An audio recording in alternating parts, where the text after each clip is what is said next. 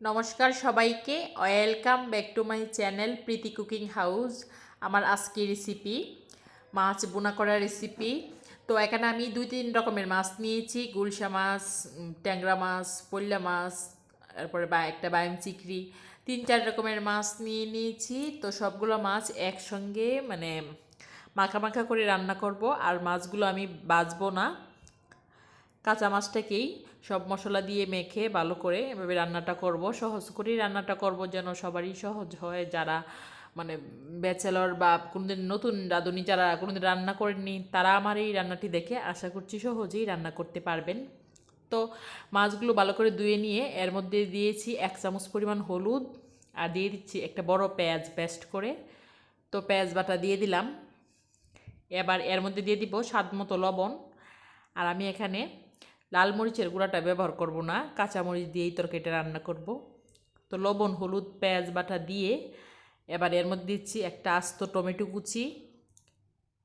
আর চেষ্টা করবেন এই রান্নাটা করতে টমেটো কুচিটা ব্যবহার করবেন, কারণ টমেটো কুচিটা দেওয়ার পরে টমেটোটা কিন্তু তরকারির স্বাদটা দ্বিগুণ বাড়িয়ে দেবে। তো সব কিছু দিয়ে ভালো করে মেখে নিচ্ছি। সাধারণত আমরা তরকারি রান্না করতে গেলে মাছটা হালকা করে ভেজে নিই, কিন্তু আজকে কিন্তু আমি কাঁচা মাছটাই রান্না করব এভাবে, মানে সামান্য পরিমাণে মেখে ঝুঁকিয়ে এভাবেই রান্না করব। তো তরকারি রান্না করার জন্য পরিমাণ মতো সয়াবিন তেল দিয়ে দিলাম কড়াইয়ে, দিয়ে দিচ্ছি পেঁয়াজ কুচি। তো পেঁয়াজটা করে ভালো করে ভেজে নিয়ে, লাল লাল করে ভেজে নিয়ে এর মধ্যে মাখানো মাছটা দিয়ে দিচ্ছি। এবার 2-3 মিনিট এরকম উল্টে পাল্টে দিয়ে পরিমাণ মতো জল দিয়ে দেব। খুব সহজভাবে এরকম করে মাছ তরকারি রান্না করা যায়, আর এটা খেতেও অসাধারণ লাগে। এরকম করে রান্না করে খেয়ে দেখবেন, ভালোই লাগে খেতে। তো 2-3 মিনিট এরকম মাছটা মশলার সঙ্গে ভালো করে কষিয়ে নিয়ে তো পরিমাণ মতো জল দিয়ে দিচ্ছি। খুব বেশি একটা জল দেব না, মাখা মাখা করেই রান্না করব।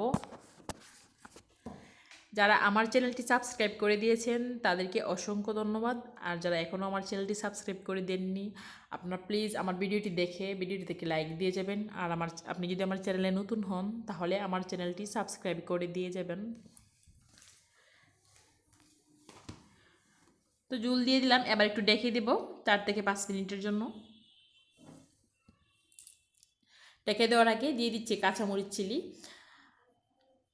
কাঁচামরিচ কাঁচামরিচটা আমি একটু বেশি পরিমাণে দিচ্ছি, যেহেতু আমি লাল মরিচের গুঁড়া এখানে ব্যবহার করছি না। তো আপনারা কাঁচামরিচের পরিমাণটা কম বেশি করে দিয়ে দিবেন। ডেকে দিলাম 4 থেকে 5 মিনিট। ডেকে দেওয়ার পর তরকারিটা জাল হয়ে এসেছে, এ পর্যায়ে চুলাটা অফ করে দেব। হয়ে এসেছে।